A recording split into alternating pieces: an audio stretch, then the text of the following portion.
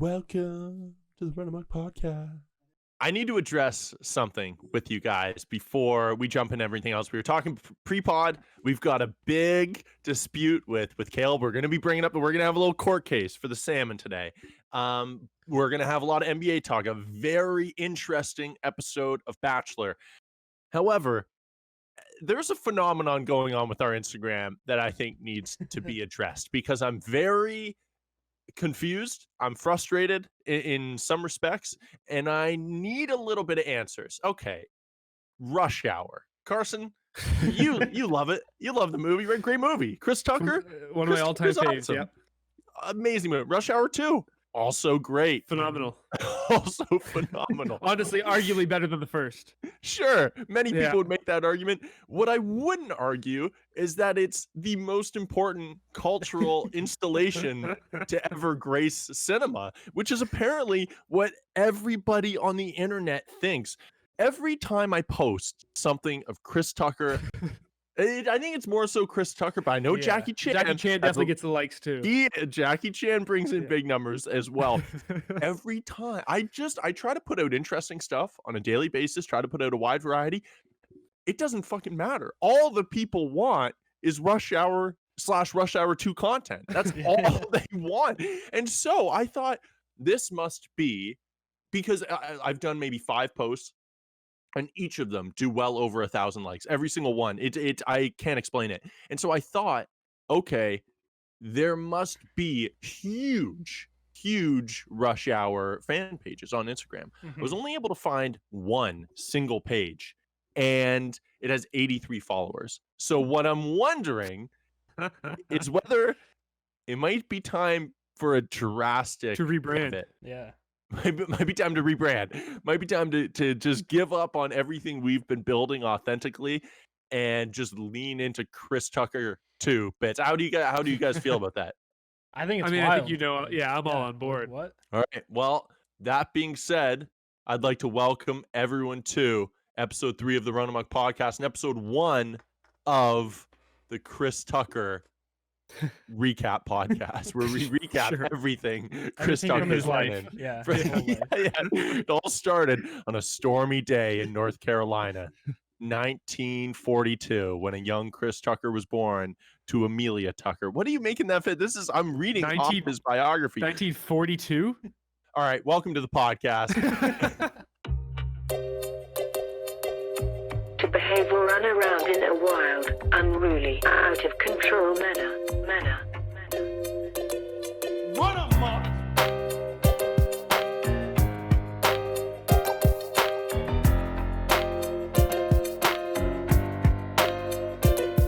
Run amok! We have been hoodwinked, bamboozled, led astray, and fled out to sea. Run amok! Run amok! Run amok! Run amok! Shout out to Allen Iverson, my main man. All right, guys, it's been a fun week, an interesting week. Last week, we touched on a new series that I jumped into, Bridgerton, right? Mm-hmm. Yep. Made it through one episode. It was very confusing. It was a lot of characters. Then I started episode 2. None of those characters were involved whatsoever. Again, they didn't show up. And so I kind of fell off. I got to be honest. Like, we didn't see Slappy the dog. I don't think barely saw him at all. So I decided I'm gonna get off this. And then, but I saw a new season of Outlander premiered, guys. Yeah, and so I thought, you know what? Let's jump into. I've heard great things about it. So let's jump into the series and see what it's all about. So again, I only have gotten the chance to watch one episode, but I actually I liked it more than Bridgerton. They're 2 very different shows. But I wanted to, since you guys haven't seen it, do you guys mind if I just kind of run through what happened in the first episode? Yeah. I don't mind yet, but I'm sure I will by the end of it. No, it was really, so this is a real, okay, so Claire Randall is the main protagonist in the story.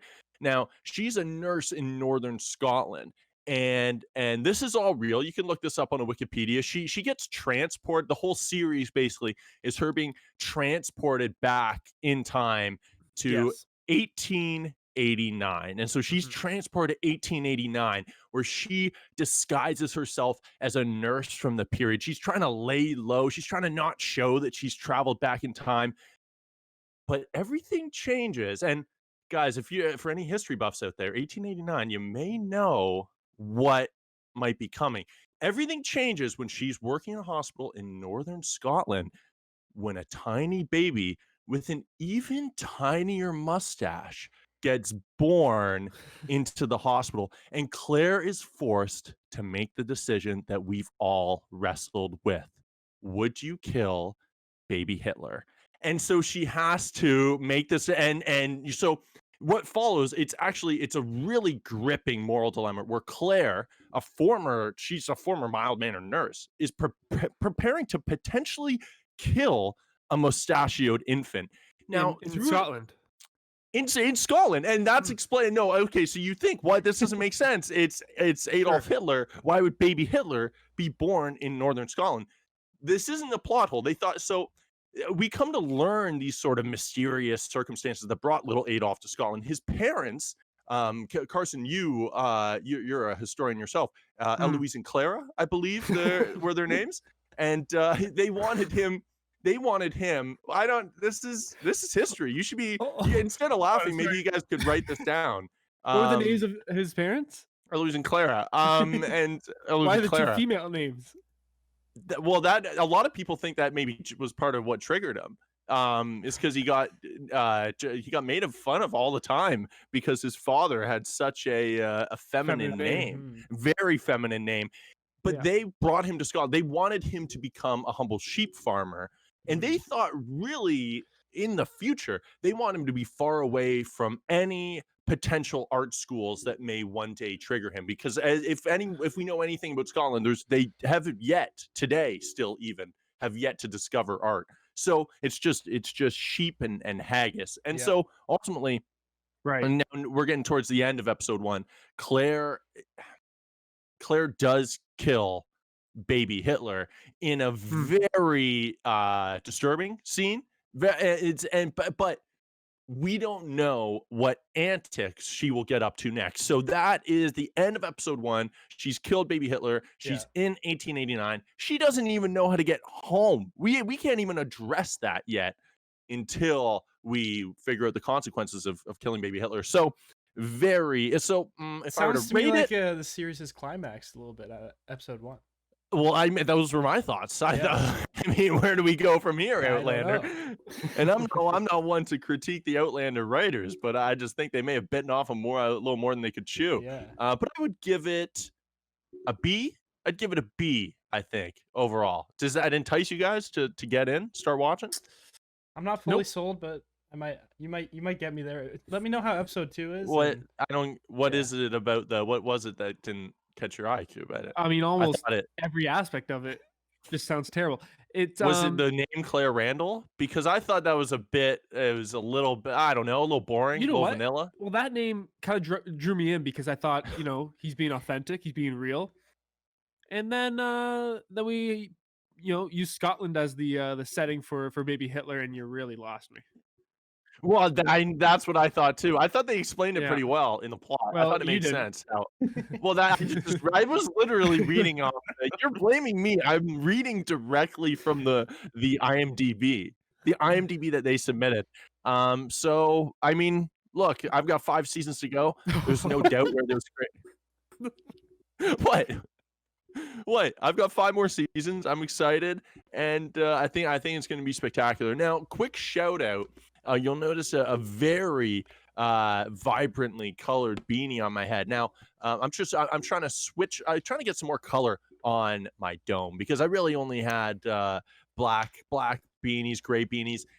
Yarn Couture, I think it's a nice black-owned business in Saskatchewan. You can look it up. Yarn Couture. I've shouted them out before. They make awesome stuff, and they're all hand knitted. So each one. Great thing about that is they never fit quite the same. But I mean, I don't like Levi's jeans. Yeah, sure. Yeah, they don't market it like that, but yeah, maybe Yeah. maybe they should, because unfortunately I do have the same sized head day to day, so it's kind of tough to gauge That which is unfortunate. Yeah. which hat should I wear? The one that fits on my head today, I guess. No, but they're awesome. All right, I got one more little dilemma to run by you guys. I think we've dealt with Rush Hour, we've dealt with Outlander.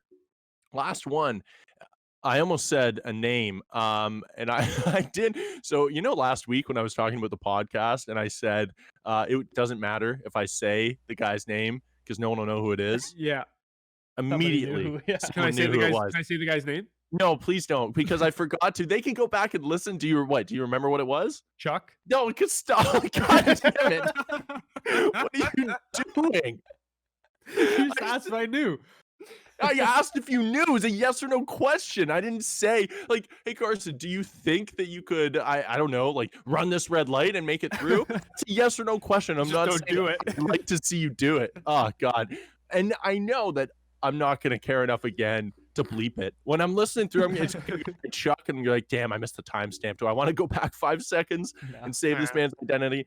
Nah. But so it hasn't come out yet. I have not heard anything. I forgot to inquire. I should ask him if it's coming out, but I'm not going to give out any names just because people are fucking crazy, man, and they're going to try their best to find people that we reference. But this one, so I've been lucky enough, I guess, lucky in quotes, that when I put out an article, I've been able to make a few internet friends in that realm, right? If I put out something on Joey Gaulish, maybe a few fans of come aboard, and they start to I don't know, follow me, chit chat. So I was going back and forth with this one dude. He's actually based in Portland. He does like sneaker stuff for Under Armour, whatever. Cool enough. And I get hit up all the fucking time about his new streetwear brand, and it's horrible. It's bad. It looks bad. That's the crux of it. It looks bad. And Yeah. every day talking to him, hey, it's coming out in a month. You ready to support? Hey, it's coming in 3 weeks. Hey, can't wait for your support, my man. Hey, awesome that you're going to support me. Where did I commit to this? Where did I commit Because to buying? if it looked good, easy commitment. Yeah. You'd hop on. Let the clothes do the talking, man. Yeah. Exactly. If I haven't been like, fuck yeah, it looks awesome, can't wait to buy, then it's time to take a hint and move on. That's like if you go on a date with someone and you're texting them 5 times, they don't get back to you. Maybe they don't want to go on a second date. Maybe you don't go. Yeah. Yeah. Just let it go. I don't know, but you guys will probably know. I'm sure you know. I'm a textbook people pleaser. I like to talk shit on the podcast, but when I'm meeting I want to please them. I want them to like me. I don't know how to get out of this scot-free without, like, in my mind, if I tell him, not able to, because I'm scared. He seems like the type of guy to be like, show me the receipt. Oh, you ordered something? Show me the receipt. I think you buy the cheapest thing there. Yeah. Like, there's got to be some sort of trinket or accessory or something that's cheap and not just absolutely horrid that you can buy. I forgot to look on the trinkets tab, but yeah, I'm sure you're right. I'm sure there is, but it's almost the principle of it, dude. You know what I mean? Sure, like, but I think you hold true to your principles of being a people pleaser more than that. Yeah. Yes, and but I'm saying that's unfortunate that I'll have to do that. Yeah, I wish I could just be a guy to be like, hey man, good luck. Not for me. Not interested. Yeah. I'll probably never meet you in my life. You will never meet anyone that's important to me in my life. This relationship will never impact either of us. Yeah. I can live with you not liking me. Stay tuned. I don't say that now. We'll name drop that too. Now, you say that now, David. You never know. I said, you're right. You never know. I could evolve in the future. Who knows? But that so far, that really evolving really doesn't seem like my MO. If if you've watched the first quarter of my life, now are you guys? So I have notes for this Caleb court case that I'm really looking forward to. Just because I think we got to look, Caleb. He's not happy with us, Coop. We talked about it off pod. But we were only given so we're talking about, you can go listen to the last episode where we talked about Caleb eating salmon like a sociopath. And that's the only evidence we have is what we were given. Correct? Well, that's exactly right. So it would be different. And I think I would admit fault if we were, being slanderous. If we were making things up that are not true, that's a different story. if we're doing it just for our own cheap laugh, Jollies. Yeah. our own jollies, right? Yeah. I'm not just trying to Like, get my jollies off. If someone tells you something, a credible source tells you something, and then also proves it by showing you physical evidence, like showing I mean, you a what am I video of supposed it, to do? what am I supposed to do with It would that? be irresponsible to not say anything. To about not it. report on it. Yeah. And then to not choose that clip to put on Instagram for everyone to see. It would have been. It would've been, yeah. It would have been. It would have been shortchanging Caleb's integrity at that yes. point, right? So he is disputing all of it. And we can't wait to address that on the NBA side. So if you don't normally listen to the NBA section of the podcast, I'd wait stick for around it. for at least that. I would stick around for that, and then you can hop off. But he may kill You may combust. me. Yeah, he walked by my house yesterday and sent me a video of him walking by my house. Yeah. Felt very threatening, I gotta say. Just be Yeah. like, hey, bro, just so you know, I'm within walking distance, dude. Yeah. I saw him tinkering with my Fair enough. tires on my car. So was he just like rotating him for you, or Don't know. no way to know? Jeez, Yeah, he could have that's been. spooky stuff. Yeah, I Could've have put your I have a bottom very there. different relationship with Caleb. He actually came over and changed my oil yesterday. So. Whoa, Yeah, damn! yeah. Wow, that's awesome. Yeah. Jeez, he hasn't Nice, done good that for once you. for me. No. Yeah. But then you know what? That's dangerous because we said that producer Gary was going to be the judge. Yeah. He's been buttering Yeah. you. I've brought you baked goods before. Don't You have. hey. You have, but Yeah, you've never opened my car, my hood. You've never opened the hood. You never went under the hood. You've never done it. no, You've never changed the tires. I've never been under the hood. Yeah. I know Unfortunately, Caleb knew how to open Okay. the hood. He does. He does. Okay, cool. We do have evidence of that. Maybe we'll make this the clip. Caleb knows how to change oil on a car. There you go, beer. Is that enough of a handout for you? He might be happy with that. He might be. Oh my god. Every time I tell anyone about my relationship with any of my friends, they all pretty much say the same thing of like who needs enemies with friends like you. I feel like just all right, are you guys ready to jump in to a little bit of Batch Talk, episode 3 of The Bachelor? Yes. Yeah, I can dig it.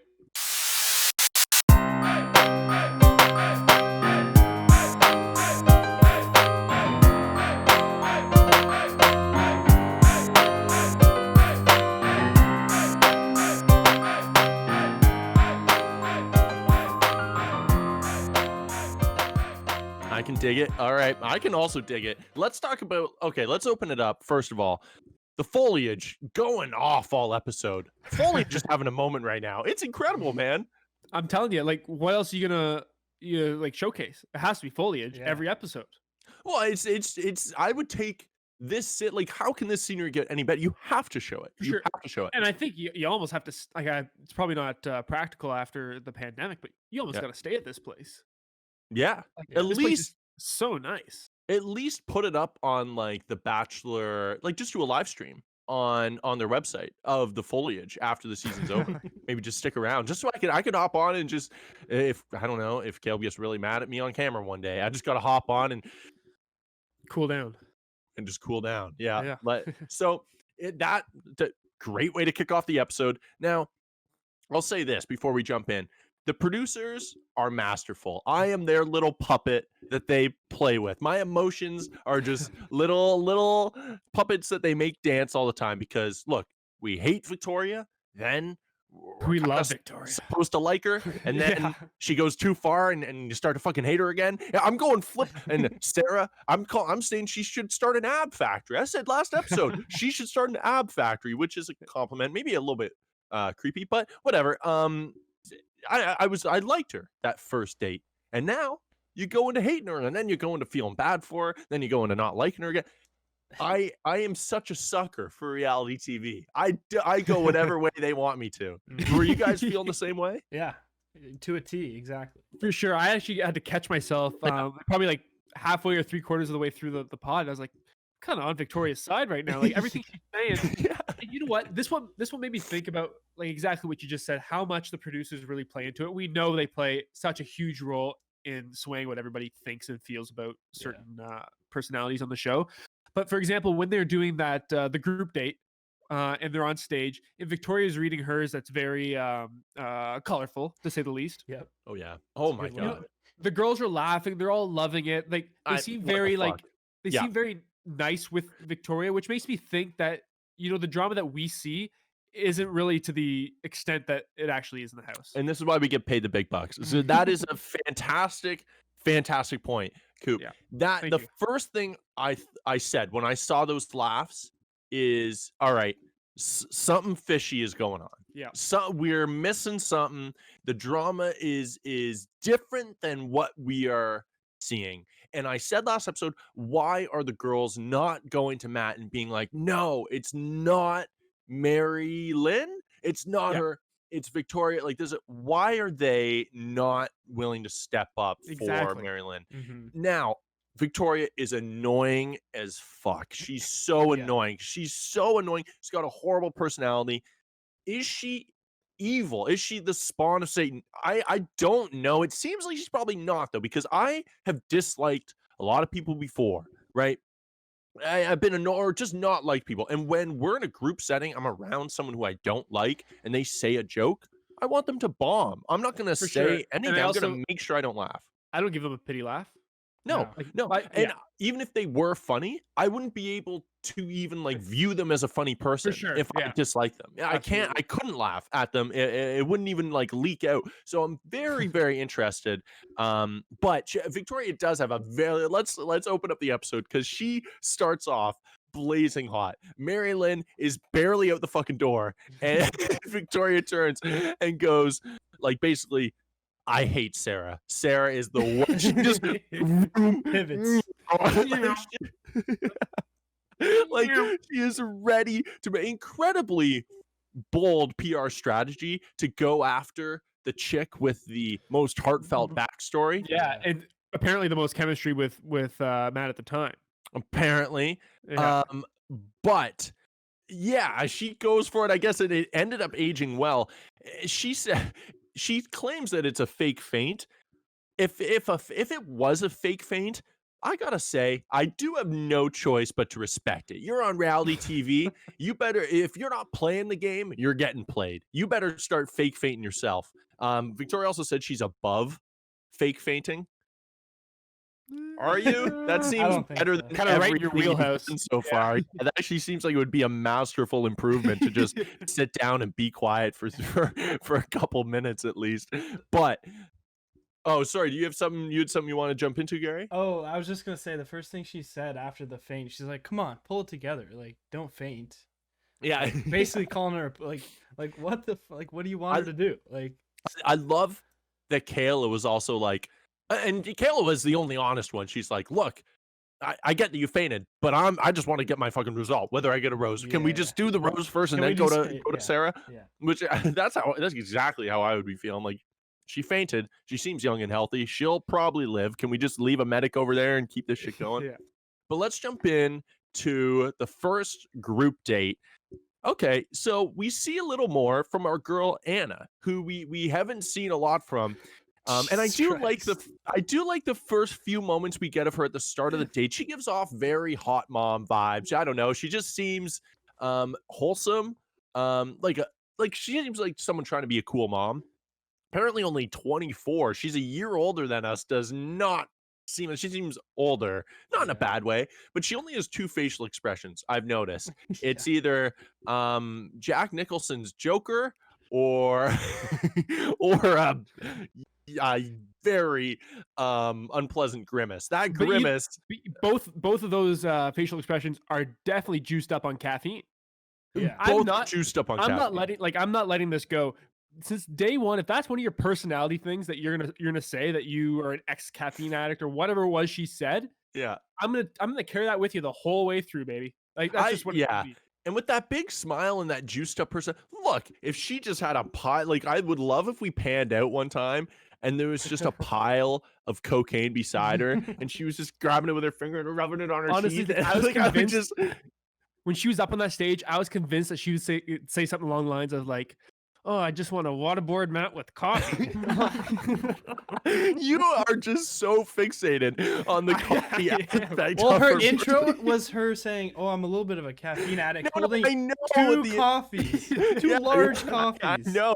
Just Carson has never been more interested in a single facet of a woman than this caffeine. I mean, it's interest. basically but her, I her personality at this point. it definitely reflects her personality. Yeah. But Yeah. I don't know how you guys felt about the date. I thought it was a cool group date, very challenging. You had to be bold, you had to be funny, you had to be articulate, you had to be sexy, you had to be confident, and you had to have some knowledge of what Matt's like, what he would be into. I don't know. How would you feel about this group date? I thought it was real solid. I was ready for it to be awkward and hard to watch, but it was quite the opposite. I thought They it was crushed it. I thought it was great. Yeah. Yeah, I thought it was gonna be super strange when they kind of introduced it. But yeah, I was kind of surprised with how well everything kind of went for the most part. It's kind of cool how the other half of the house that wasn't there got to go watch as well. Oh, and Sarah just could not Could not take handle it. any sexiness whatsoever No, it going just really on. didn't do it for her. Yeah. But just thinking about like group dates in general, this is like I don't know. Here it got me thinking, got me reflecting on this show. Right. Yeah. The show kind of always assumes that the bachelor or bachelorette wants like a personality that's just gonna put themselves out there and is like very Yeah. open and very like type A kind of person, when like Yeah. that's not what everybody's always looking for. So Yeah. when people don't really shine and stuff like this because that's not really in their wheelhouse, like I don't know, I don't think it should always be like the loudest, most boisterous person who lets himself out No. to be No. considered the winner, but that's kind of how they treat the show, and I That's how the yeah. producers treat the show. But sure. what I'll say is like we only get like, of course, we only get fragments of the date. So and the two girls that kind of seem to have the best connection after are Bree, who is very understated, Yep. and Rachel, of course, who Yeah. got the group date rose. So Yep. I totally agree. Like these dates are meant for those loud people to For shine. sure. And But I, if I don't mean Matt's so much not as like so that, yeah, I mean more so like the producers, the way they set up the show is Yeah. very geared towards that, when like you just said, two people who didn't really have that crazy of performances up there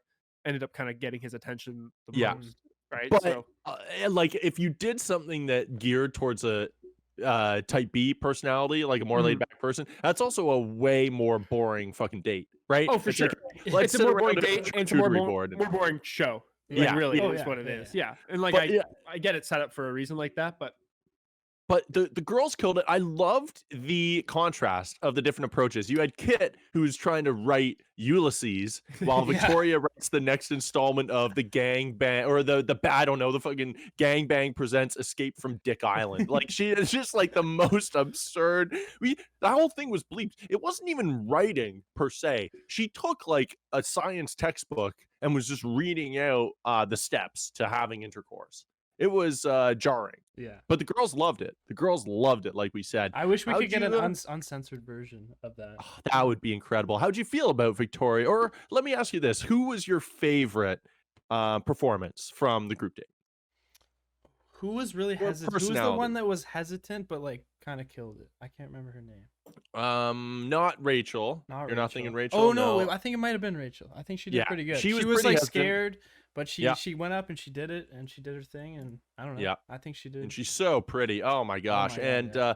and she's, she's funny. Seems like she has a great personality. I like Rachel a lot. Of course, there were those internet rumors, so I'm still safely still on the distancing fence. myself away. Yeah. But because tragic that we didn't even really realize. I still don't really know which girls we lost. That wasn't even a part of the I episode. don't either. I'm Yeah, not I even don't. sure. I lost my girl Kristen, the lawyer. She's gone out of nowhere. I just noticed that. But other than that, like Alana, the noodle girl, good riddance. But yeah, it's just like we need to cut some fat. Rachel was awesome, obviously. Now, okay, part of me, I wrote down during the group date, part of me feels bad for Sarah, but look, I feel increasingly less bad for Sarah, and then more bad again. It was a very confusing episode, but let's just get down to brass tacks. She should never have signed up for this show. This is just No. clearly, it's not the right time for you in your life, and this is probably just never the right show for you. This is like fundamentally, he's going to date a bunch of girls. We're not even close to being out of the woods yet. yeah. And I think that like I know if I know that show's not right for me. Like me being in that like her position, that's Mhm. something I could just never kind of get past like her. Fair enough. Yeah. You know what? It's completely normal to feel that way. Like I think she's a very normal person. Yeah. Sure, she looked very manipulative in the way she was going about things. Maybe it was played off that way in some respects, or maybe she was actually doing that. But at the same Again, time, like, we've learned that an edit can be tough. An edit can be tough. Yeah. But at the same time, like I don't think it was crazy that she was feeling that way. But like you said, it's just probably just not the show for you. Yeah. So I agree. Now we'll get into the girls versus Sarah, but let's jump into the one-on-one because the funny thing is, it felt like I was watching two different fucking shows. It felt like I was watching like Matt with Serena, Matt with the girls, blah blah blah, and then like all the girls and Sarah and everything like that. It was just two different programs right now. Like Sarah or Serena had a very good one-on-one that when I was doing my notes after, I was like, oh yeah, we did have a one-on-one date in there. I kind of forgot about it. Well, because it even got off to like, are we going to talk about the one-on-one now? Oh, we're gonna jump right in. So, say whatever you want about it. I don't know. Even and you might have felt that way because even the beginning of the one-on-one, it kind of got off to a very awkward start. With from them my waiting? perspective. Yeah, like, and you know what? This might be a hot take here, and I know you guys are all about hot take. Matt James is kind of getting on my nerves. Oh. And you know what? Like I was thinking about this today, and like I can't really pin it on what it is. Oh. But he's kind of, I'm not saying he is on my nerves. He's just teetering on that fence right now. Ooh, he's I getting can't there. quite say what it is. Something's kind of slowly bothering me about. Okay, I don't know what it is. Try to narrow it down a bit. Is it okay? Is it the way that he's entertaining all of these different? And it's like, okay, I'm gonna go upstairs with Sarah. I'm gonna take like, I don't know, seem like 15 minutes. The girls were very fixated on 5 minutes means 5 minutes. These were the freaking timekeeping Nazis downstairs. Man, like, it's 5 minutes and 32 seconds. Where the fuck is Matt? But I get it. What it's like, okay, this is very rude. I get his role in being the Bachelor is to entertain, like, have time with all these women, and I'm not faulting him for that. I'm not faulting him for being in the role that he's in. I understand that. I'm not asking him to be loyal to one person by any means. Sure. Did that help his case for me at all this past episode? No, it kind of pissed me off is what it did. Yeah, like, of course. Because he was treating her more so as an exclusive relationship almost, or having something more so. Like, we're still like relatively early on in the season so far. So like to just kind of like discredit, like, you have a whole date set up with Serena P. And just kind of blow that off to start it. Like, obviously didn't make her feel well. It's going to piss off everybody in the house. Imagine you're so nervous already, and then you have to wait for, I just thought, oh, she handled it so well, but I thought, like, what an ego the very shot. first thing he did is when he went upstairs and when he jumped on her bed, like that just, I was like, what are you doing, man? He also, he was also like, if you want to stay in your room the rest of the fucking season, I will come by and like check on you. It's like, well, maybe how about don't do that? Like, really, you're gonna do that to every single person? Yeah, what? Like, are you just they'll all take you up on that? Nobody interacts. Like, they're all in their room. Yeah, Matt's running from room to room, jumping on 30 beds. Are you still here? Are you still good? Matt, come into my room. Oh, Jesus Christ. Okay, I'll be right there, Anna. She's hopped up on caffeine, just hopping on the bed. Like, Matt, where are you? It's an unsustainable way to kind of go about dating these girls. I get it. I was just thinking, like, holy shit, if I was there for the first time, I would be making so many mistakes too, that I would look and be like, what a dummy. I'm being so dumb. But it's so tough in the moment when you like this girl, you've gone on a date. Some of these other girls, like Serena P, of course he feels bad for, but who do you feel worse for? The girl who you actually had a real conversation with, or the girl who you actually have talked to for 5 minutes? Like, it's tough to even put that, equalize that in your brain. Because like that's what I was thinking too. Like, putting myself in his shoes, being there, especially for like the first time and not having any experience in any sort of bachelorette show. Like, honestly, like, what if you start the show and then the first couple of weeks you have a super strong connection with somebody, and like you really don't want to go through the rest of the other weeks because you kind of know who you want to at least date. Right? Yeah. It's just like, then you just kind of have to go through the motions because you're kind of signed to a contract to do the show. Yeah. So it's just like, it's a bizarre position to be in, and be in for the first time, for sure. Very tough. But I mean, there's a lot of spectacular women. It's like, dude, the point is we've gathered the best available bachelorettes and they're all incredible. So let's move it. Like, let's get to know all of them. But okay, I don't want to. We got a lot more to cover here, so I'll jump through the rest of this one-on-one. Now, I actually have insider info. I don't. This isn't a spoiler, but I actually have legitimate, almost exclusive insider info that From Serena Chuck. P. I know someone who knows Serena P. Went to school with her and knows her, and apparently she's lovely. She's awesome. And also, I don't know if she broke her NDA or if this is bullshit, but apparently she is a very legitimate threat to go far this season. Which, Really? and I was told that last week, and I was like, your info is fucking wrong. But I have not seen anything. But apparently she is for real. Matt, my man, I am not in your camp, Coop. I love Matt James. I understand what you're saying. I love him. My man, you got to stop trying to kiss like a trout, dude. You can't go into a kiss with your mouth wide. Dude, you go into a kiss with a pucker, right? Look, I'm going into a kiss. Hey, this is someone trying to go into for a kiss with me. Guess where I'm going? It's so quick. It's so easy. He's going in. He's Like, going. What are we He's doing, going full man? guppy fish. Guppy and fish. The eyes just gotta close. You They're can't have wider. both those things They're going getting on. more wide. They're getting more wide as we go through the season. Now, then, holy shit! Did you guys see the skip the dishes commercial that Oh followed? yes, I was gonna text you about I that missed last it. night. I missed Dude, he got fucking roasted by roasted from dishes. Skip the He goes, Dishes. maybe he's keeping his eyes open because he sees his order coming or something like that. Sees the delivery guy. or something Mic like that. drop. They must have Wow. just changed that last week. Oh my Yeah. god, it was incredible. Now, I want to talk about the girls versus Sarah. Okay. Yes. First of all, the gossiping is what makes the Bachelor so much better than the Bachelorette, because the guys, the social dynamic between the guys, it can oftentimes be just as volatile, but Rarely, far though. less calculated, Yeah. far less dramatic, far less cutting. Oh, girls fucking terrifying, man. Oh my I was god. thinking the same thing the whole episode. Like, if this was guys, they'd just be like, fuck you, bro. No, fuck you, dude. Yeah, That's all it yeah. would be. It would just be a yelling match and, like, trying to be tougher than the other guy, but they're cutting deep. And they're Yeah, I fucking going think for it's the like throat. the emotional IQ to, Yeah. I don't know, I think generally tends to be higher in a group of Like, girls. I than a group of immediately guys, go to but- Ed and Chasen from last season, and that's like the worst beef of all time. And shout out to our boy, yeah, that no smoke, no No, hate.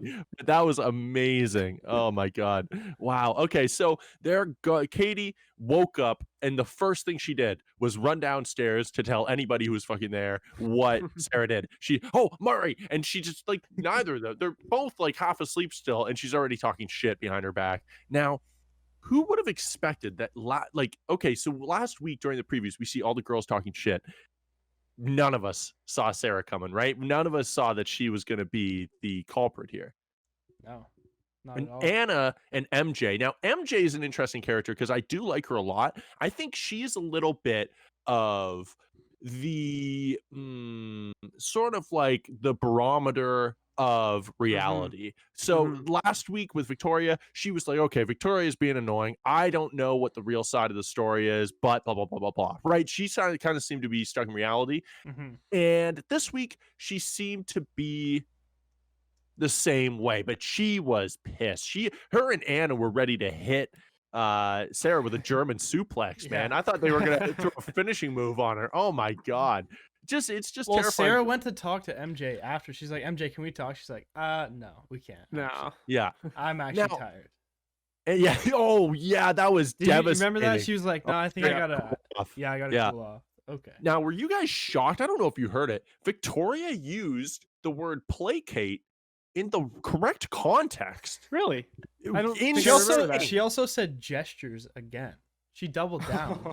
Are you No. so okay? Well, I I guess missed that that. I can't completely believe you guys undoes missed that. because I Wow. was shocked that she used a big word in the She right almost context. enunciated it more clearly this week. She doubled down on gestures. That's awesome. I Wow. love that, dude. And but the funny part is 2 seconds after saying the word placate, it cuts to her confessional, and she goes, "If Matt sends her home, I will literally want to fuck it." I was like, oh god, oh jeez, I just lost so many brain cells. Like, oh my gosh, what? Like she's so tough to gauge. She Yeah. is she is an onion. She is truly an onion. Now, Sarah comes down, tries to apologize, and all she keeps saying is, guys, I literally was about to leave. Like, you don't understand. I literally want to leave. They don't give a shit. She kept talking like she was the protagonist in the movie. We're all the protagonists in our own movie. These girls, they're the star of their own movie. They don't give a shit about you. But that's also not true. Like she convinced herself that she was about to leave in that scenario, but she wasn't. She was lying on her bed. She never talked about leaving at all. She was just upset at the fact that Matt was, spending time with other girls and starting to develop relationships with other girls. Yeah. So like she just came up with this like fantasy story about how I was like my bags were packed and I was literally about to leave, and I don't know. Yeah, I know what you mean. It's tough, and I felt bad for her. She handled it horribly, but then we get Kit trashing her, and Victoria's giggling beside her. Dude, if Kit was trashing me and Victoria starts giggling, I'm leaving the fucking show. I'm leaving the show. I'm not dealing with that. Yeah. And then Kit literally says, this is not, well, maybe not literally, but it's pretty much exactly what she says. She says, like, we're going to make, if you stay, your life in the house is going to be horrible. Which is just, man, then they're all yelling. I was initially annoyed by Sarah until everybody ganged up on her. That is such a shitty position for anyone to be in, to walk into a room, have 12 girls going at you, pointing out every one of your flaws one by one. It's just like, guys, this has clearly gone way too far. Ultimately, she just, like we said, she just came on a show she never should have been on. But look, it just felt so foreign from the actual fucking show. It was a shit show. I felt bad for. I don't know how you guys saw that like situation. You said, like when that was going on, like I didn't even know there was a one-on date going on. One-on-one. Like I didn't even. Yeah, I kind of tuned out for the one-on-one. I was also like flip-flopping the whole time. Like, am I on Sarah's side? Am I on the girls? Like, where am I? And then as soon as Abigail chimed in and said "fuck Sarah," I was like, okay. Yeah. Unfortunately, we gotta go. We gotta go with that route. Wherever Abigail lies, that's where I am. Sorry. But I hate it's so easy. Like, and I optimistically hope that I wouldn't be that guy. But it's so easy to jump on the bandwagon, especially when you're pissed at someone and just be like, "Yeah, fuck you for this too. Yeah, this is wrong with you too," and just like pile on. She was just feeling like shit. It was tough to watch, but that conversation, we don't need to get into it. It was very touching between Katie and Sarah. Not a lot to say on there. It was just a wild connection. Wild that parallel existed, and the fact that Katie was the exact one who got interrupted in the first place. It was just a crazy coincidence. Now, and sorry, just to go back on Katie and Sarah about that whole thing. Even when Victoria confronted Sarah outside, do you remember that? And then Katie walked up. Yeah.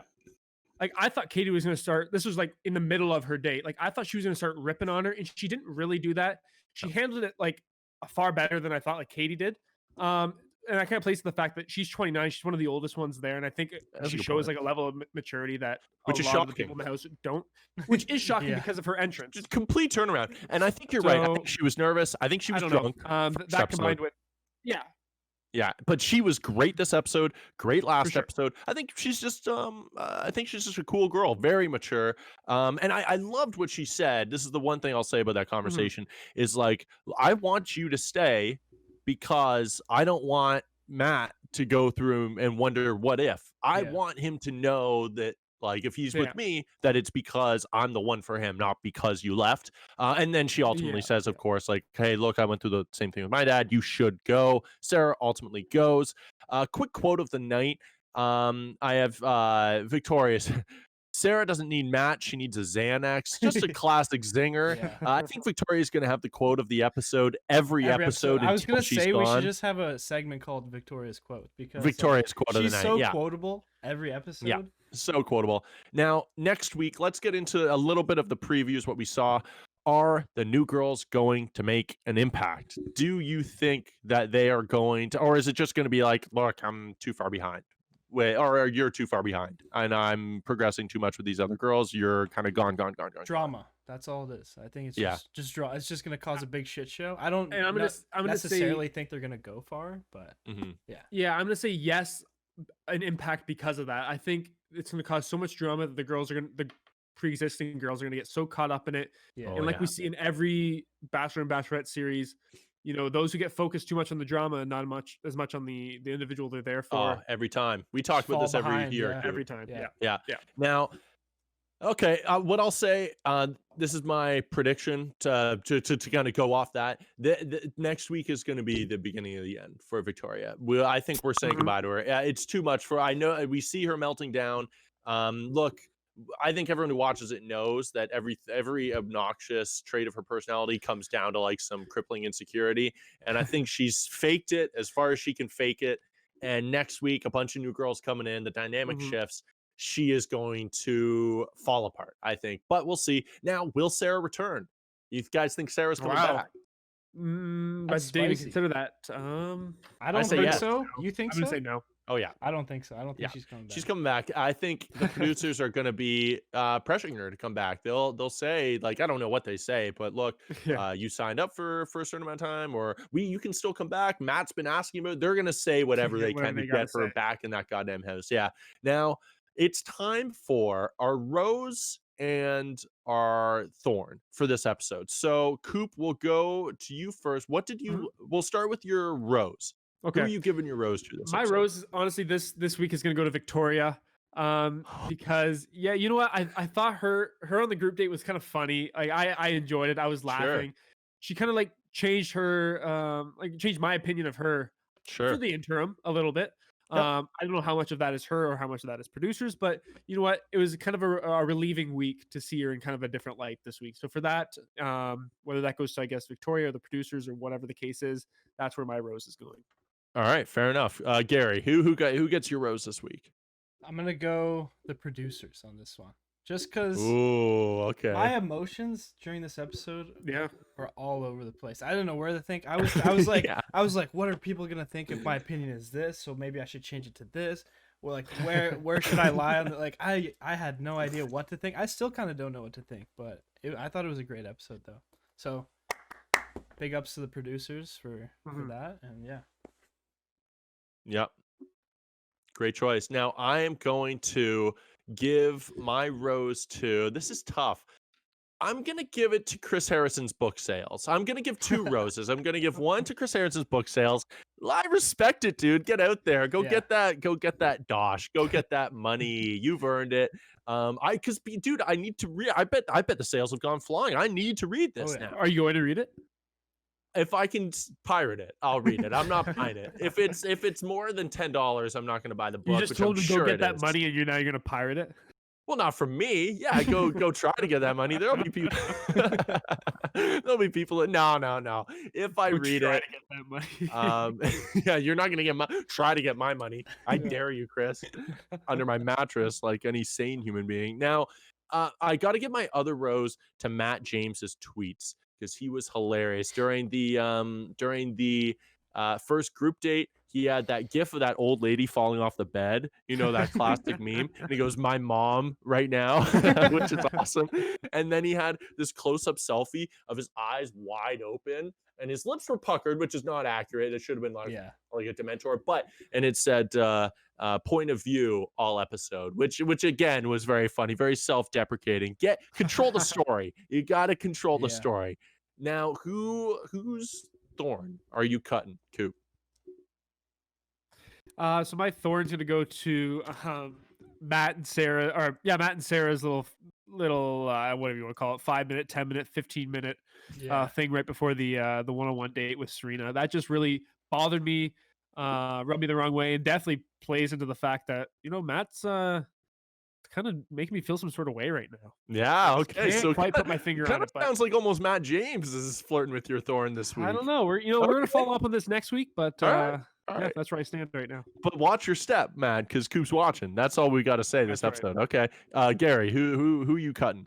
I don't know. I'm torn on this one. It's either I think I'm just gonna give it to Sarah, just because whether it was manufactured or not, she caused a whole ton of shit for everybody, and I'm glad she's gone, and I don't think she's coming back. So. Okay, now I respect that. I'm actually good, and I agree with it, Gary, because it's so tough. There's 2 sides of the coin, right? And we saw both sides. I'm gonna go with the other side. I'm gonna go with the girl gang, the gang of girls going after, because that's to honestly, like, if they're all grown up. Kit showed her age for the first time. It was very high school. To me, that's a shitty. That's not fucking cool, especially when you're a grown adult. And that sucks. So yeah, I'm going the whole girl gang there. Now, guys, if you're prepared, without further ado, I'd like to invite Caleb Beer on the podcast and discuss a little bit of basketball and maybe some extracurricular activities. If you wouldn't mind. Are you ready to roll? I'm ready to go. Let's do it. All right, let's do it, Judge Gary.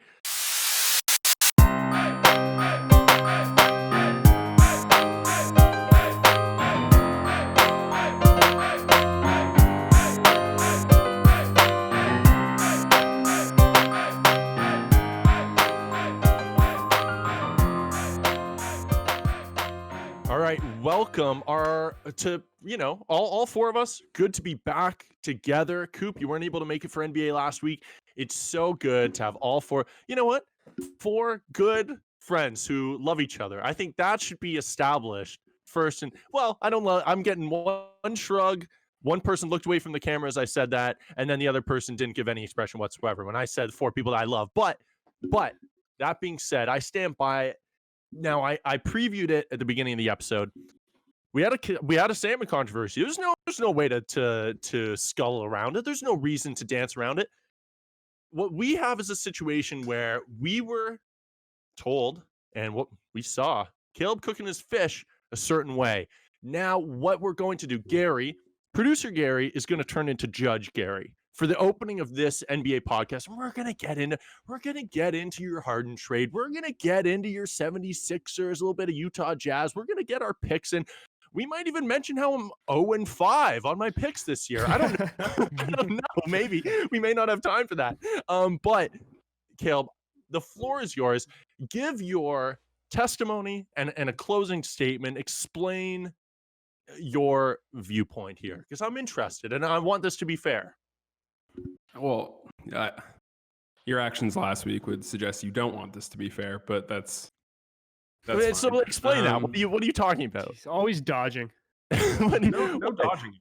All right. So my roommate sent a Snapchat, which is quite clearly a joke, of a single piece of small fish on the pan. You guys decided to take that as truth, which is, I guess, within your rights. But absolutely no discussion with me on whether that was actually accurate or not, which it's gotta kind of question. Did that hurt you a little bit? Journalistic integrity there. Well, it doesn't exist anymore. I've fallen off since, but Sure.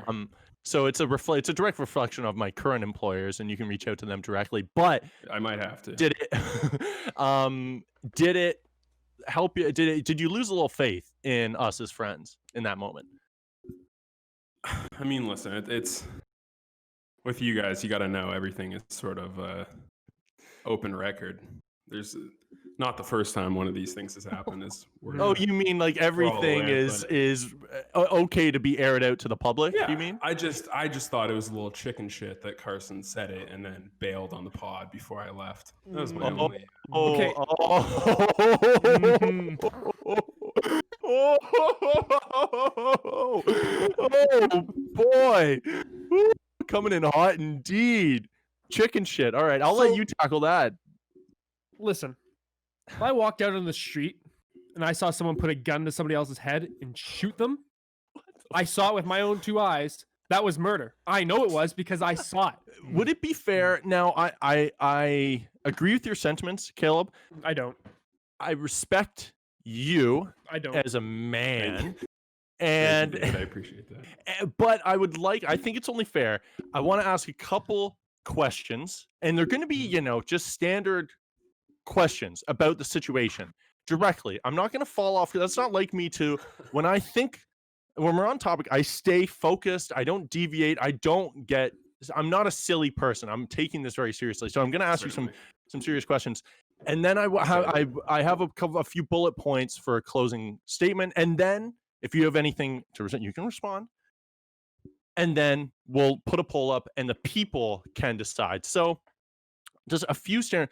What was it about your childhood that led you to despise quality fish? Withdrawn.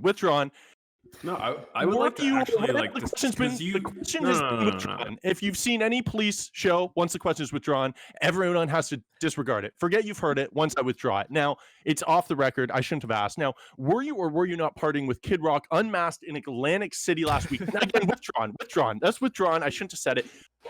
Why do you hate the hardworking fishermen that helped build this nation. beautiful goddamn country?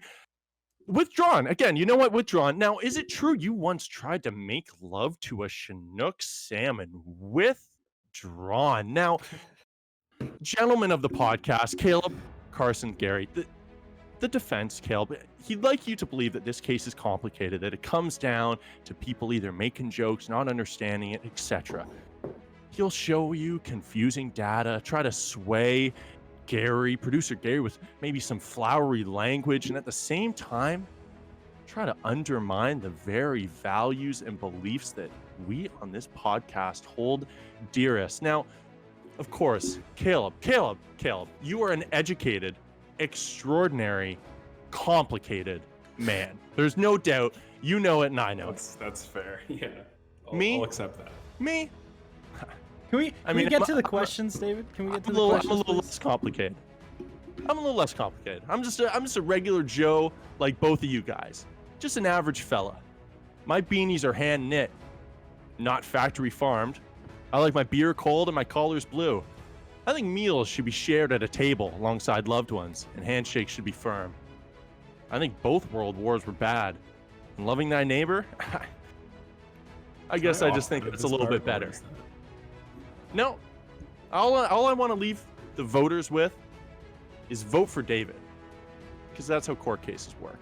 Thanks, Caleb, for being brave enough to tell your story. Now, let's jump in to the story dominating the NBA this week. We talked about it week 1. The James Harden trade has finally happened, guys. Oh my Lord, we've seen 2 games of James Harden so far, but this was a 4-team deal between the Rockets, obviously the Nets, of course. You have the Grizzlies and the Cavs, or not the Grizzlies. You have the Cavs and the Pacers getting in on it as well. So I want to ask you, who won the trade and who lost? You can give me any number of teams, any answer here.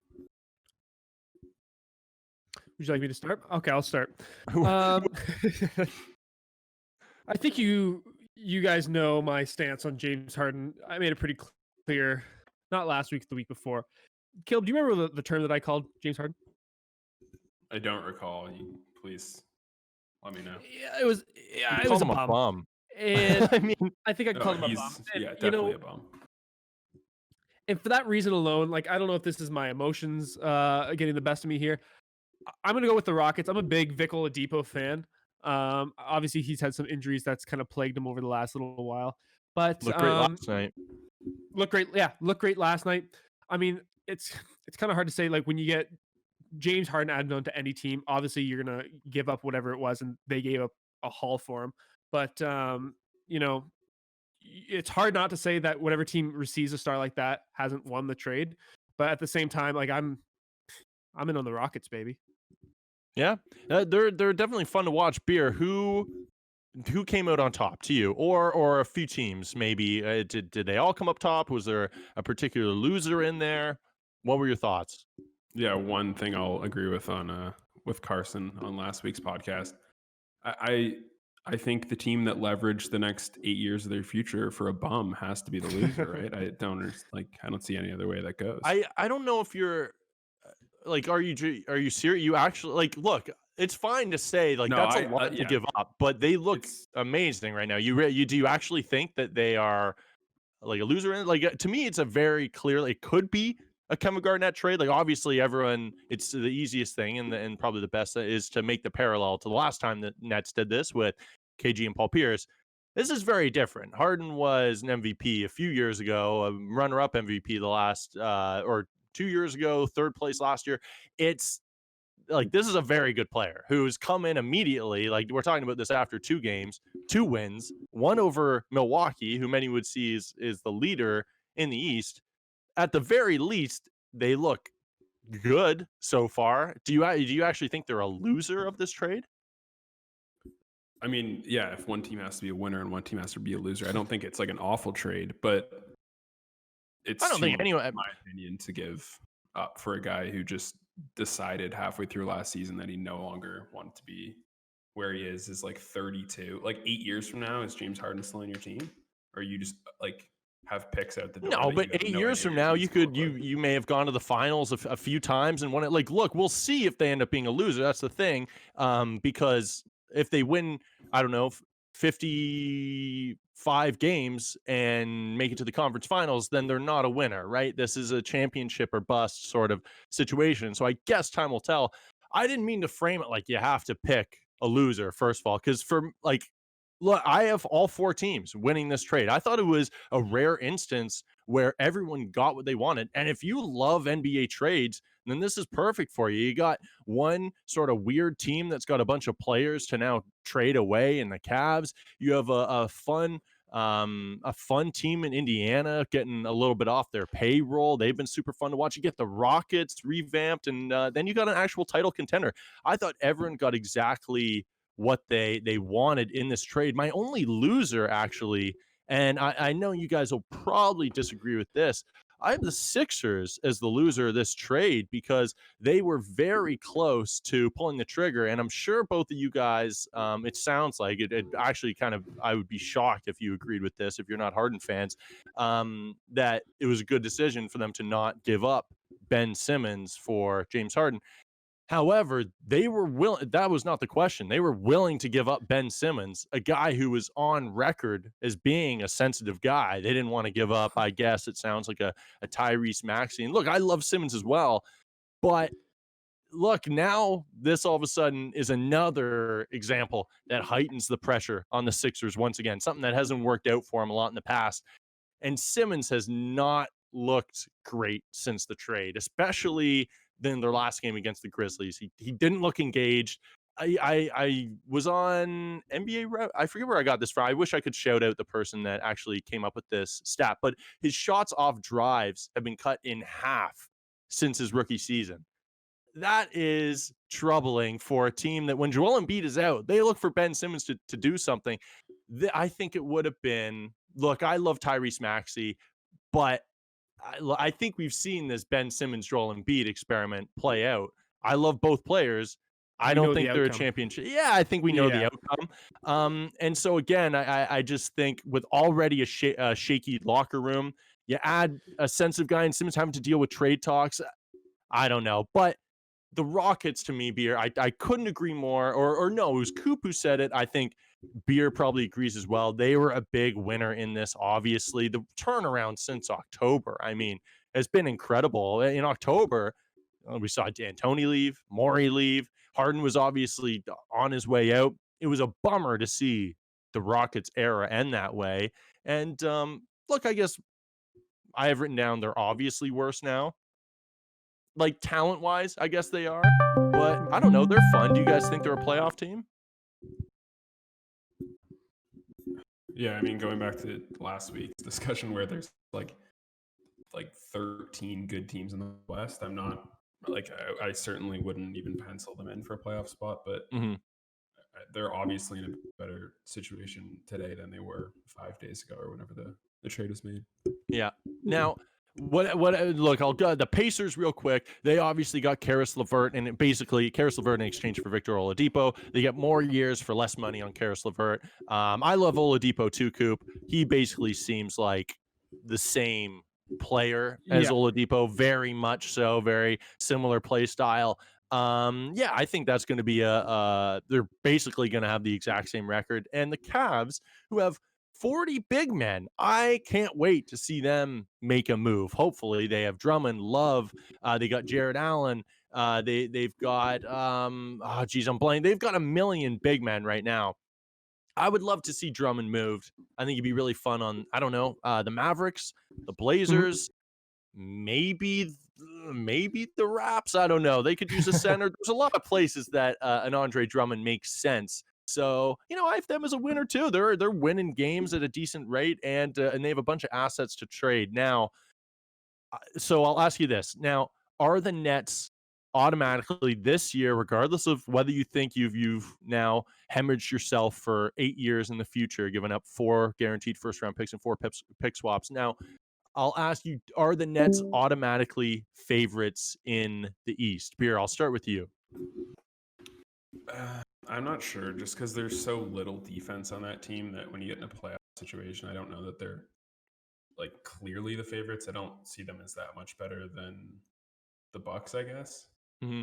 I Like, will say we were ripping on their defense to start the year. It has gotten a lot better. It's a little above league average. I think it was like a 11th defensive rating, and a lot of metrics are kind of like those high teams, which isn't awesome for a championship team. It's certainly passable. We've seen the Cavs run through the East with a horrible defense for years and years, but I agree. It's tough to differentiate.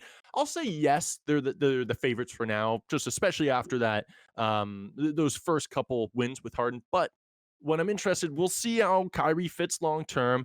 I definitely have faith in a Harden KD combo, especially with Joe Harris on the other side of the court. But I don't know. Harden, I have faith in Harden. He's played with high usage guys his entire career, and his lowest his offense has ranked is 7th. Now, again, he's certainly not going to help them out on the defensive end of the ball, but he seems super engaged. He's got the Twitter pics with him in a Nets jersey as the profile pic and the header. He's going all out on social media trying to make himself look. It looks like someone who just got a new job hot off the first week and is just telling everyone about it, which I guess I respect. Now, I'm wondering, just logistically, what do we call this, Beer? We can't call this the Harden trade. We can't call this the Brooklyn trade. What do we call it? The Harden trade 2.0? The Harden trade 2.0, this time it's personal. Maybe we do it like sequel style. Listen, you're much better at that than I am. Yeah. Okay. Maybe the Harden Brooklyn trade. It's unfortunately confusing because we've already had a Brooklyn trade. We've already had a Harden trade. So we're going to get mixed up for years to come. That might be the only loser in this situation is podcasters who have to differentiate the Harden trades. Unless this one's worse than the original Brooklyn trade, and then it just becomes the Brooklyn trade. Oh wow. It just tops it automatically. There's no way it's worse than the Brooklyn trade. Oh, there's definitely a way. You have twice the years out the door as you did last time. Yeah, but I guess, what I really like is that Harden's not on a 1-year contract too, right? Like he doesn't have 1 year left. You're at least getting him for a decent amount of time. Now, Coop, you've made it back just in time to talk about. Now, we've cut down a little bit on our topics because we tend to go deep on NBA stuff. We've already done that with the Harden trade. So I just want to touch briefly on the Utah Jazz because they've quietly won 5 in a row. And of course, they've got a potential 6th man of the year in Jordan Clarkson on the squad. They've got, I don't know, they've got Donovan Mitchell putting up Donovan Mitchell numbers with like 26 points per game, 5 rebounds, 3 assists. It's the same stats that you're going to get for the next 7 years with Donovan Mitchell. And Rudy Gobert doing his thing. So I'm wondering, are these the same old Jazz? Because we get excited year to year with this Donovan Mitchell core. Is this a different team at all? Because I want to be hopeful. I don't want to be skeptical, but I don't know. I don't know how to judge them. Yeah, when you say they've quietly snuck out to a 5-game winning streak, is that what you said? Yeah. I mean, yeah, pretty quiet because I didn't hear about it. But yeah. Yeah. But like ultimately, yeah. I mean, the core is still that same, like you said. Donovan's doing Donovan things, the same kind of thing you expect from him and you're going to expect for the next few years. I still don't see them kind of escalating themselves in the West, like past the in a playoff series, past like a Clippers or a Lakers, or even I think Luka can still hold them down on the Mavs. So yeah, like kind of like what you expect in, maybe not to the same degree, but what you expect in Philly. You just know what the outcome's going to be. I'm not saying blow it up by any means or anything like that, but I think there's still a piece and then some away. Yeah. Now, I do agree. Now, they've had convincing wins over Blazers, Clippers, Bucks, Hawks, and that devastating Nuggies win that put me at 0-5. Like, come on, Nuggets. Jeez, man. But they have struggled to beat bad opponents, which is what you need to do in the West, man, especially competitive West. You got to make sure you capitalize on those below 500 teams and those middling teams. But yeah, again, defense looks great. That's what we've come to expect. The one difference is their 3-point shooting. They're shooting the ball really, really well. But I hate to say it, Jazz fans, I think I don't know. I think we took the Jazz for granted last year and got a piece of feedback about taking the Jazz for granted. I think we're going to do the same thing again this year, though. It's too bad. Do you have any thoughts on the Jazz beer, or is it just same old, same old? No, pretty much echoing what Carson said. I think they're like a really good team. I just don't see them being good enough to do that much in the playoffs once they get there. Mm-hmm. Yeah. Now, guys, let's jump into our rapid fire questions. Then we'll get to our. I guess we'll get to our picks. Are we still doing that? All right, guys. This past week was defined, of course, like we said, by a blockbuster trade that saw James Harden reunite with former teammates Kevin Durant and that pesky Jeff Green. Guys, what's something you would Been like playing for 50 years. with? Who wants to start? Spear, us let's off? start with you. I mean, my answer was just like regular life, but that seemed a little depressing. So I was gonna say the same thing and then didn't for the same reason. Yeah. Should I like hugs or some so bullshit? I went with basketball because we just haven't played in so long. I'd Yeah. love to get back out there. Yeah, I feel you, my man. I feel you. Great pick. Outdoor sports with friends. Yeah. Now, Coop, what you thinking? That was honestly still the exact same thing I was gonna say. Just playing Goddamn. basketball every Friday morning is just it's something I'm really missing in my life. Yep. Yeah. Yep. Gary, basketball too. Yeah, basketball. I miss playing basketball with them. No, That's a I'm good gonna answer. say my friends, dude. I just want to hang out with some. Ah, people, yeah, you know? yeah. I felt the same. Yeah, and Taking honestly, a sad like turn at the end of a this good bro hug, man. I just want to Yeah. I just want to hug. Beer's a great hugger for those who haven't had the pleasant experience of the pleasant experience. Jeez, I'm missing my beer hugs. But I didn't want to say that because I had a feeling, I totally agree. Couldn't agree more. I'm gonna go non-COVID and reminisce on a so of course, I'm sure everyone in this call can relate to the tragedy of giving a girl a beloved hoodie, right? It's devastating, and part of you knows that there's a chance you never see it again. Now, I decided a couple years ago, I thought, you know what, I should pick an NFL team. I was like, you know what, I first picked the Jets. And I was like, oh, okay, this is just like, that was a horrible idea. I'm going to go with the Bears, which is like, is it that much better? I guess. But then I was thrifting one day. I found this awesome retro Bears hoodie that I loved. Now, I'm at this party a couple months later, and this girl comes, and I invite her to this party. And dude, the devastating part, first of all, is that we were told this is going to be an incredible party, and this was held by guys who we know who have thrown great parties in the past. So I tell her like, oh man, I don't think you can bring a friend. It's gonna be too packed. Like, sorry, like, but I talked to them and you can come. Like, it was like a tough thing to like be able to get her in the door, dude. I don't know what it was. Like, these guys have thrown parties before. No one shows up. Nobody. There was no one there. There was like no one there. It's just like a group of engineers. It was just a room full of engineers. She walks in, and so I'm already like, oh my god. And so she hilarious, like overdressed because I was hyping up this party. And so she was like, what the fuck am I wearing? It's just, again, a bunch of like engineers chilling. And so I give her the Bears sweater to wear for the night. I forget to retrieve it at the end of the night. I leave. We're in Ottawa. I leave. Dude, 2 days later, I get a picture of the sweater. Have I told you guys this? Do you know how it ends? Dude, it got turned into a crop top within 48 hours. She goes, like, how disrespectful. Dude, my favorite sweater. She goes, and I'm still close with this person today.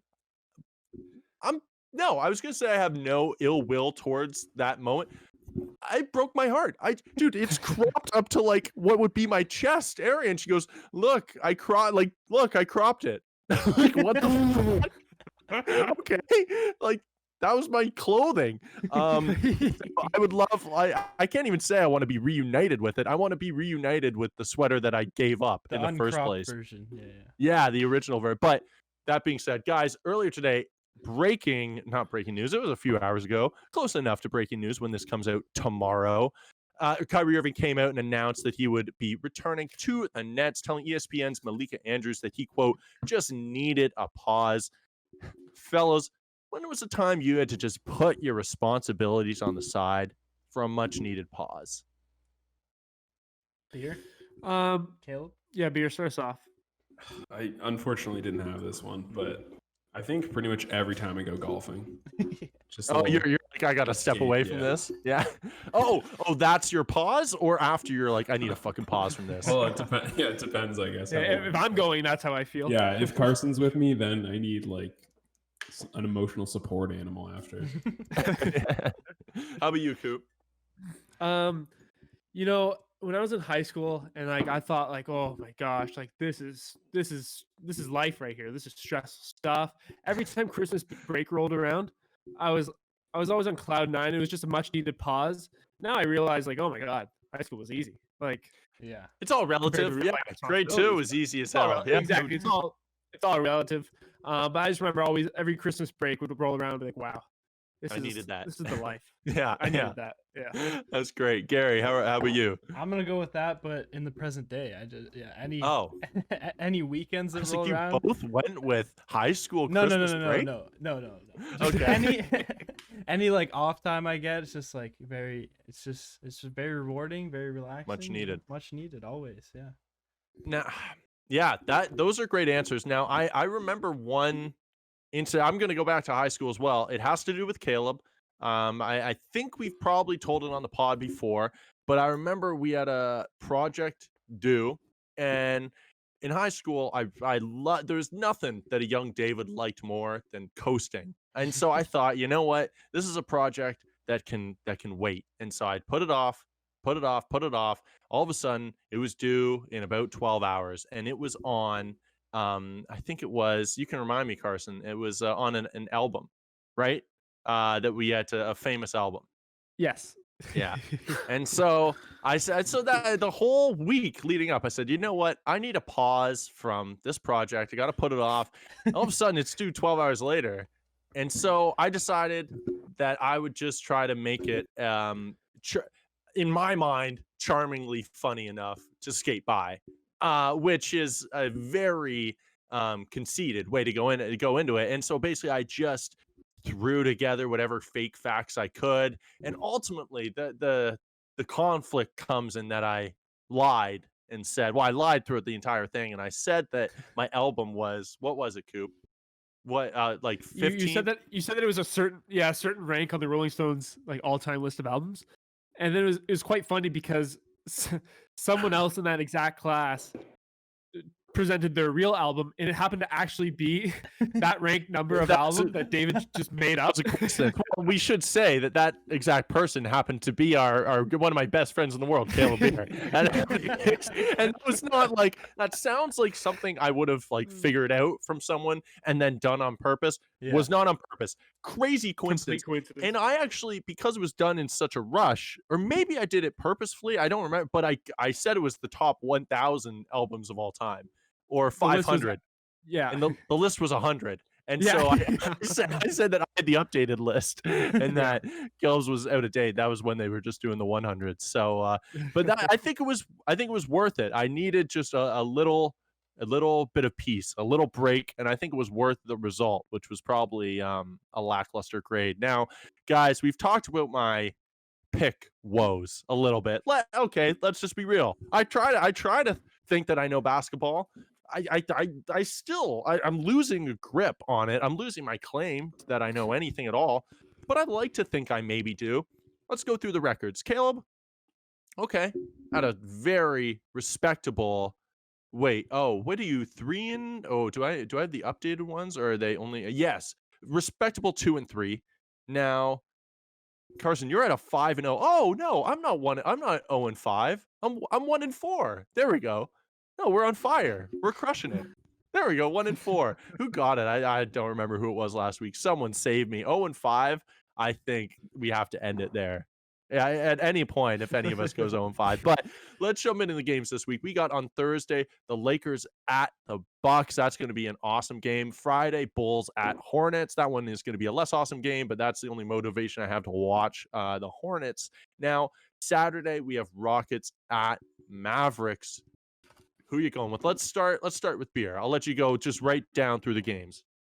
I have Bucks, Hornets, and Mavs. Bucks, Hornets, Mavs. Okay. Yep. Coop. I'm gonna go Lakers, Bulls, and Mavs. This is I want to swerve so bad, but you guys are splitting them down the middle there. I think I'm gonna go Lakers, Bulls, and then I'm gonna go Rockets. I gotta make some headway. I gotta swerve off at some point and try and just try to make some ground up at this point. All right, guys. Thank you guys so much for indulging a criminal court case. We'll see if that leads to any serious repercussions. Kelb's crossing his fingers over there. We good, Kelb? Are we friends? I mean, I think you doubled down on the original issue from last week today, but that's it's all good. What was the original issue? Lying and slander? Correct. Yes. Oh, I agree to disagree, but fair enough. Astute point. Carson, on the same page as always. Now, guys, thank you so much. I will say to all the new listeners, to all the people who haven't had the chance to hop over to iTunes and leave a rating and a review, maybe a nice comment. Maybe let us know who you think is the most right on an NBA tip. Whatever you want to write, just give us those 5 stars if you think we're worth it. It means the world. And thank you guys so much for listening. Producer Gary, send us off. A wet bird never flies at night. Thank you and peace.